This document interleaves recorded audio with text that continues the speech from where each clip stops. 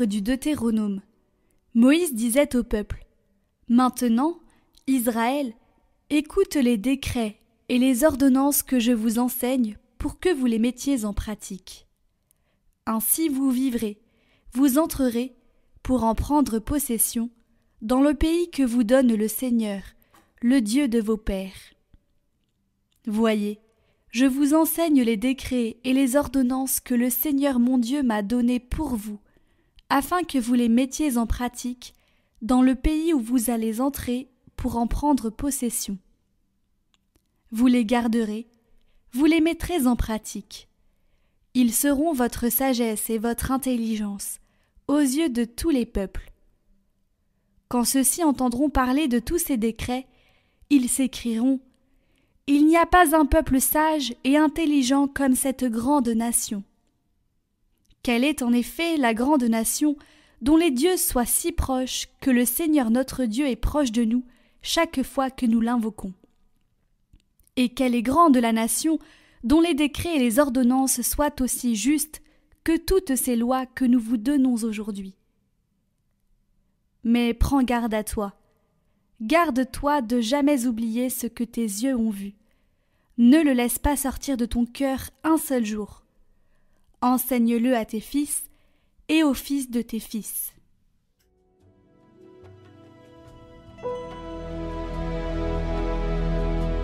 Glorifie le Seigneur, Jérusalem, célèbre ton Dieu, ô Sion. Glorifie le Seigneur, Jérusalem, célèbre ton Dieu, ô Sion. Il a consolidé les barres de tes portes, dans tes murs il a béni tes enfants. Il envoie sa parole sur la terre, rapide, son verbe la parcourt. Il étale une toison de neige, il sème une poussière de givre. Il révèle sa parole à Jacob, ses volontés et ses lois à Israël. Pas un peuple qu'il ait ainsi traité, nul autre n'a connu ses volontés.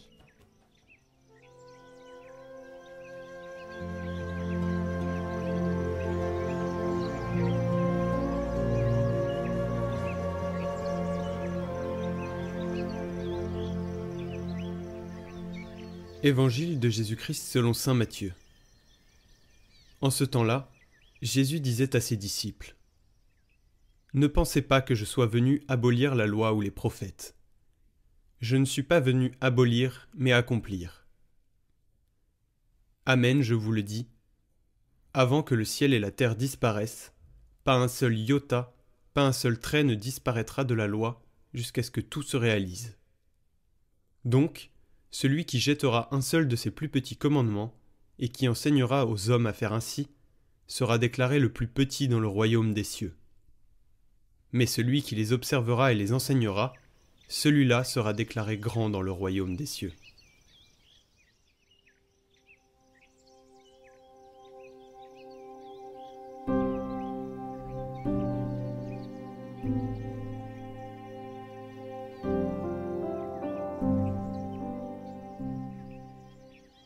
Commentaire de saint Cyril d'Alexandrie.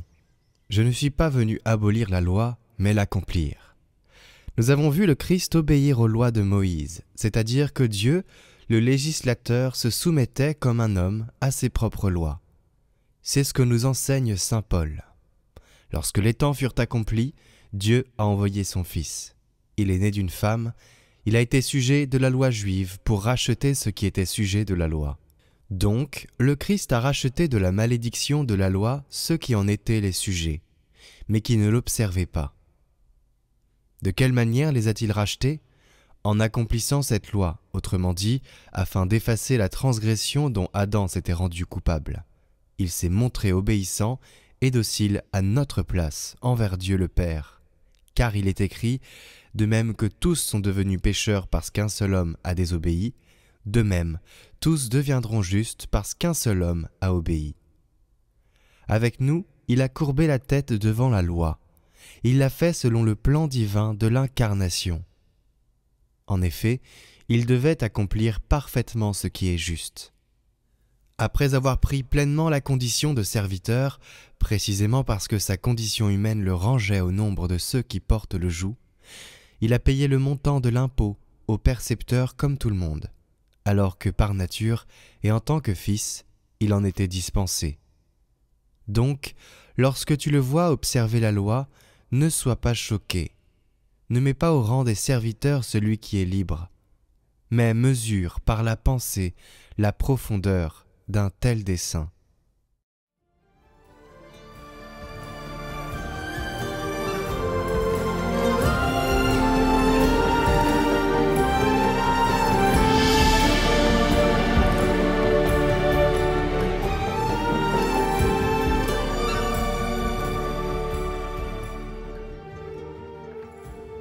Il y a quelques années en arrière, j'ai participé le 31 décembre à une grande veillée de prière. Nous étions 1 millier de jeunes, car à l'époque j'étais jeune, et sur l'autel, il y avait le Saint-Sacrement exposé à l'adoration de ce millier de jeunes qui étaient là. Les jeunes étaient répartis partout dans la basilique, autour de l'autel, et il y avait de grands chants de louanges. C'était une très belle soirée d'adoration pour passer à la nouvelle année.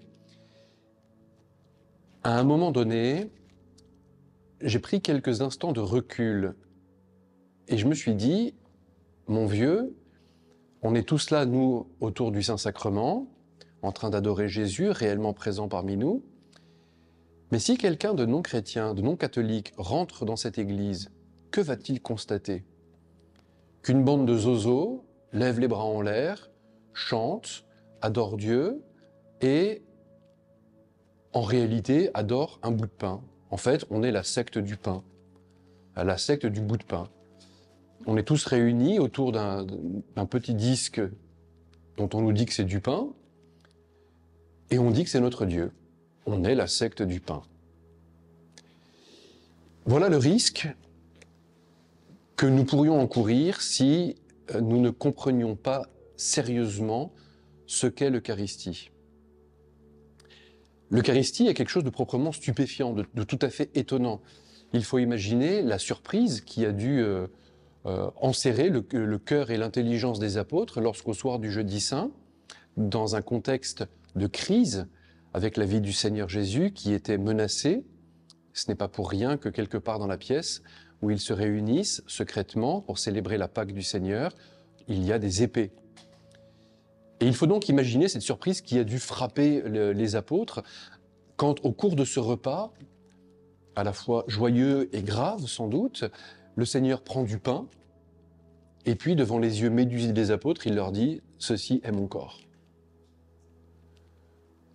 La vue, le goût, les sens des apôtres leur indiquaient que c'était bien du pain tel qu'ils l'avaient toujours vu, tel qu'ils l'avaient toujours connu, tel qu'ils en avaient déjà mangé. Et pourtant Jésus dit « ça, ceci est mon corps ». Et il le leur donne, afin qu'ils en mangent, pour être en communion avec lui. Et puis, de la même manière, le Seigneur, à la fin du repas, après le repas, prend la 4e coupe de vin, mêlée un peu d'eau, et de manière tout aussi étonnante, il dit « Ceci est la coupe de mon sang ». Le sang de l'alliance nouvelle et éternelle, du testament nouveau et éternel, l'alliance définitive dans son sang, et d'un sang qui va être versé pour la multitude en rémission des péchés. Et puis le Seigneur ajoute ce commandement « Faites cela en mémoire de moi », indiquant par là même qu'il faut réitérer, reprendre ce geste qu'il a accompli lui-même sur le pain et sur le vin. Et depuis toujours, depuis la plus haute antiquité, les apôtres eux-mêmes, à la suite du Seigneur, ont refait ces gestes qui étaient connus dans l'Antiquité et dans l'Écriture sainte sous le nom de fraction du pain. Pourquoi est-ce que ce geste-là, le Seigneur le laisse comme ce qu'il est de plus précieux pour l'Église? Tellement précieux que Saint Jean-Paul II, dans Ecclesia de Eucharistia en 2004, écrivait « L'Eucharistie fait l'Église ». Bien évidemment, c'est l'Église qui fait l'Eucharistie au sens où elle célèbre l'Eucharistie, mais en réalité, c'est l'Eucharistie qui constitue, qui fait l'Église. Et Jean-Paul II, ce faisant, s'appuyait déjà sur ce que disait le Concile Vatican II dans la Constitution sur la Sainte Liturgie, Sacrosanctum Concilium. La liturgie, et par excellence l'Eucharistie, est la source est le sommet de la vie de l'Église. Donc tout part de l'Eucharistie et tout conduit à l'Eucharistie. La première chose qu'il faut noter pour comprendre cette emphase, cet accent mis sur l'Eucharistie, vient des paroles mêmes que Jésus emploie. Ceci est mon corps. Dans le texte grec que nous avons de l'Évangile, Jésus dit bien touto, ceci, estin, c'est le verbe être, la troisième personne du singulier, to soma, le corps mou de moi. Ceci est mon corps. Jésus ne dit pas ceci symbolise mon corps, manifeste mon corps, rappelle mon corps, évoque mon corps, représente mon corps, pourrait être mon corps. Jésus dit ça, en désignant le pain, c'est mon corps.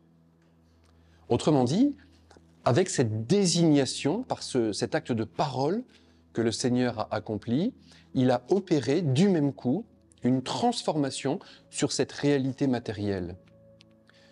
Le Seigneur qui est, comme il le dit lui-même dans l'évangile de Saint Jean, le chemin, la vérité et la vie, ne peut pas mentir. Et ce pain, dont il dit qu'il est son corps, il le dit en toute vérité parce que ce pain a cessé d'être du pain pour devenir son corps. Et le Seigneur étant Dieu aussi bien qu'homme, il en a la capacité et la puissance. Lorsque Jésus dit « ceci est mon corps », il nous faut comprendre qu'il a opéré un acte miraculeux sur le pain et sur le vin, qui ont cessé d'être du pain et du vin pour devenir réellement son corps et son sang. Et c'est ce que l'Église, depuis le Concile du Latran, appelle la transsubstantiation. La réalité profonde qui fait que cette chose était du pain a disparu pour être remplacée par la substance même, la réalité profonde du corps et du sang du Seigneur, c'est-à-dire sa personne même. Il y a une substitution de substance à cet endroit-là. Bien évidemment, matériellement, rien ne change. Tout semble comme avant, parce que le sacrement de l'Eucharistie repose sur la confiance que nous faisons à la parole du Seigneur, sur le fait que nous le reconnaissons, lui, Jésus, pour notre Maître et notre Seigneur, pour ce qu'il est réellement. Comme le dit saint Pierre dans Matthieu 16, il est le Christ, le Fils de Dieu, celui qui vient dans ce monde. Et nous avons vu et nous avons reconnu son identité profonde, sa capacité à opérer sur la matière un changement. De la même manière que ce même Verbe de Dieu fait homme, tel que l'indique saint Jean dans le prologue de son évangile, était celui par qui tout a été fait et sans qui rien de ce qui est ne s'est fait. Jésus en a la puissance et il le fait. Et nous confessons, nous, que l'Eucharistie, c'est vraiment la personne même de Jésus rendue présent sous l'apparence du pain et du vin. Et cette Eucharistie, pour les chrétiens, dans l'organisme sacramentel, vous savez qu'il y a 7 sacrements, les 3 sacrements de l'initiation, le baptême, la confirmation et l'Eucharistie, et puis les 2 sacrements pour la charité, le sacrement du mariage et le sacrement de l'ordre, et les 2 sacrements de guérison ou de résurrection, le sacrement des malades et le sacrement de pénitence et de réconciliation. Dans l'organisme sacramentel, dans ces 7 sacrements, d'une certaine manière, l'Eucharistie est le plus grand de tous les sacrements, parce qu'il ne contient pas une grâce de Dieu, comme le baptême par exemple, qui donne la grâce de la rémission des péchés et de l'adoption filiale. L'Eucharistie contient l'auteur même de la grâce, Jésus en personne, lui réellement, substantiellement présent sous l'apparence du pain et du vin. C'est pourquoi les catholiques n'hésitent pas à se mettre à genoux, à se prosterner devant ce dont ils confessent que ce n'est plus du pain, mais Jésus lui-même, vrai Dieu et vrai homme. Et c'est en esprit que nous l'adorons, parce que, bien évidemment, nos yeux de chair ne contemplent pas la gloire de Dieu. Et saint Paul le rappelait à Timothée, déjà dans la première à Timothée, Dieu habite une lumière inaccessible. Nul ne l'a jamais vu, on ne peut pas le voir en cette vie. Et saint Paul ici reprend ce que déjà Dieu avait dit à Moïse dans le livre de l'Exode. Moïse suppliait « Montre-moi ta gloire ». Et Dieu lui dit « Tu me verras de dos parce que nul ne peut me voir sans mourir ». Aussi bien ce sacrement de l'Eucharistie, caché sous l'apparence de ce qui n'est plus du pain et du vin, respecte notre condition humaine et respecte la transcendance et la majesté divine en même temps. Nous sommes face à un mystère. Et saint Thomas d'Aquin l'énonçait dans cette belle prière « Adoroté, dévoté, je t'adore », dévotement, divinité cachée. La vue, le goût, l'ouïe, le toucher et l'odorat défaillent. Seule la foi peut nous faire accéder à la réalité profonde de ce grand mystère qu'est l'Eucharistie. Et Jésus déjà l'avait dit dans l'évangile de saint Jean, au chapitre 6e. « Ma chair est une vraie nourriture et mon sang est une vraie boisson. » Les Juifs, ses auditeurs, avaient été scandalisés. Il y avait là comme un appel au cannibalisme. Et Jésus le redit bien à plusieurs reprises. « Au désert, vos pères ont mangé la manne et ils sont morts. Mais celui qui me mange, et il emploie ici le verbe trogein, qui veut dire mâcher, au lieu de phagein, qui voudrait dire simplement manger. Jésus dit donc réellement, celui qui me mâche, qui mâche ma chair, a la vie éternelle. » Et saint Jean, au chapitre 6, anticipe sur ce dernier repas de Jésus où il devient possible de manger réellement la chair du Fils de Dieu, de boire réellement son sang sous le signe du pain et du vin. Mais ce n'est plus du pain et ce n'est plus du vin. Ou bien, si c'est encore du pain et du vin, alors Jésus n'a pas dit la vérité dans Jean chapitre 6 ou dans Matthieu 24. Alors il nous faudrait reconnaître que Jésus n'est pas Dieu. Avec l'Eucharistie, nous avons une pierre de touche. Ou bien Jésus est réellement celui qu'il dit être, c'est-à-dire Dieu fait homme, et l'Eucharistie est le sacrement de son corps et de son sang, il est réellement présent, et ce n'est pas un symbole, ou bien Jésus n'est pas Dieu, et à ce moment-là, nous sommes les plus à plaindre de tous les hommes. Et puis l'Eucharistie est chargée d'une deuxième dimension, en plus de la présence réelle du Seigneur, présence substantielle qu'elle contient. L'Eucharistie donne la clé de lecture de tout le triduum pascal, jeudi saint, vendredi saint, samedi saint, jusqu'au jour de la résurrection. Car, à bien y regarder, le vendredi saint, de quoi s'agit-il? Si l'on n'a pas la clé de lecture, nous avons un jeune rabbi qui a blasphémé et qui encourt la sanction prévue par la loi de Moïse, la mise à mort. Il est livré aux mains de l'occupant romain, il est condamné en dehors de la ville et tout s'arrête là. Exécution d'un fou, un séditieux. Mais avec l'Eucharistie, célébrée au soir du jeudi saint, nous avons la clé de lecture. Ceci est mon corps livré pour vous, ceci est mon sang versé pour vous et pour beaucoup en rémission des péchés.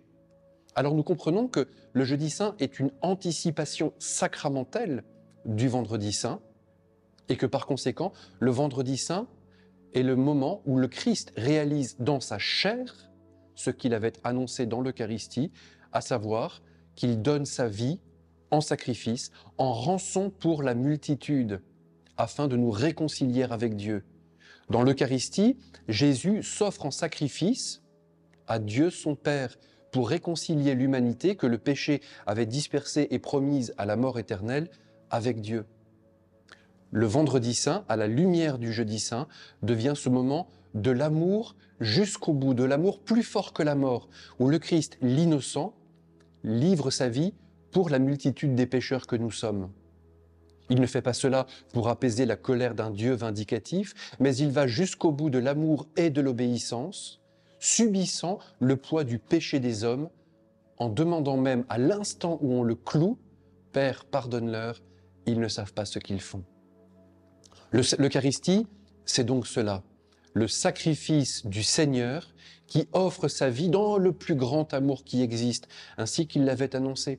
Il n'y a pas de plus grand amour que de donner sa vie pour ceux qu'on aime. L'Eucharistie comme sacrifice, et parce que dans l'Ancienne Alliance, le Seigneur avait demandé que le prêtre et ceux qui assistent au sacrifice mangent une partie de la victime offerte à Dieu, de la même manière que l'Eucharistie est principalement, essentiellement un sacrifice, le Seigneur s'est aussi offert à nous sous le signe de la nourriture, pain et vin, nourriture et boisson, afin que nous comprenions qu'il nous faut, dans ce repas sacré, consommer la victime offerte pour notre salut et pour la rémission de nos péchés. Et nous comprenons alors que toute messe à laquelle nous participons est ce sacrifice du Seigneur qui s'offre pour nous, et nous sommes invités à communier au Christ en le recevant au plus intime de notre être par mode de signe. Nous consommons la victime du sacrifice. C'est ainsi que le mot hostie, qui passe inaperçu dans notre vocabulaire courant, doit être repris et recompris. En latin classique, hostia désigne la victime d'un sacrifice. Toutes les fois que nous entendons hostie, il nous faut traduire par victime. Jésus qui s'offre en victime à cause du péché des hommes. Et puis enfin, l'Eucharistie, sacrement de la présence substantielle et réelle de notre Seigneur, adorable à ce titre, l'Eucharistie comme sacrifice qui conduit à la communion. L'Eucharistie est aussi le lieu de l'adoration véritable. Parce que Jésus, qui s'est présenté à ses contemporains comme Dieu, rappelez-vous dans l'évangile de Saint Jean par exemple, quand il dit aux pharisiens « Abraham a vu mon jour et il s'est réjoui », suscite la moquerie des pharisiens. « Toi, mais t'as même pas 50 ans, qui es-tu » Et Jésus répond « En vérité, je vous le dis, avant qu'Abraham fût, moi je suis ». Et les pharisiens se scandalisent. Pour quelle raison? Parce que dans ce « moi je suis », ils ont reconnu l'écho direct de Exode 3,14. Quand Moïse demande à Dieu son nom, Dieu répond « Moi je suis qui je suis ». Jésus se fait donc l'égal de Dieu. Il nous révèle son identité la plus profonde. Il est Emmanuel, Dieu avec nous. Dieu fait homme.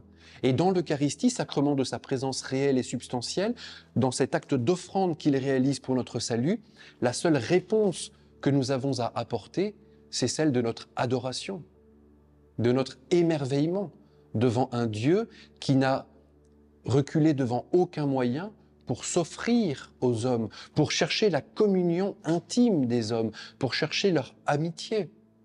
Et voilà pourquoi nous n'hésitons pas une seule seconde à fléchir le genou en présence du Christ, substance de la gloire du Père, effigie de sa personne, parce que nous reconnaissons qu'en voyant Jésus caché dans l'Eucharistie, en nous appuyant sur la réponse que le Seigneur fait à Philippe, « Qui m'a vu a vu le Père », nous contemplons la gloire même de Dieu, voilée aux yeux des hommes, accessible à notre cœur par le moyen de la foi. Alors, devant l'Eucharistie, que nous faut-il faire? Adorer, communier et rendre grâce, c'est le sens même du mot Eucharistie, rendre grâce pour la présence d'un Dieu qui a rejoint son humanité de l'intérieur et qui s'offre à elle en vue de la communion, de l'amitié la plus étroite qui soit. Les frères dominicains qui nous parlent cette semaine sont membres des couvents de Bordeaux, Toulouse et Marseille, 3 couvents de la province dominicaine de Toulouse. Ils proposent tout au long de l'année des formations de toutes sortes. Vous pouvez vous abonner à la chaîne YouTube de la province de Toulouse, sur laquelle vous trouverez des enseignements réguliers ainsi que la prière des vêpres chaque jour. Pour les étudiants, le groupe Mission vous propose, à Bordeaux et Marseille, des conférences adaptées aux étudiants et jeunes professionnels. Vous trouverez les liens en description. Depuis plus de 800 ans, les dominicains œuvrent à évangéliser dans le monde entier le nom de Jésus par la parole et par l'exemple. Leur vie est centrée sur la prière liturgique, la vie commune, l'étude, au service de l'annonce de l'Évangile. Le responsable des vocations vous propose de recevoir les propositions de découverte de la vie dominicaine par l'inscription à une newsletter qui est aussi en lien.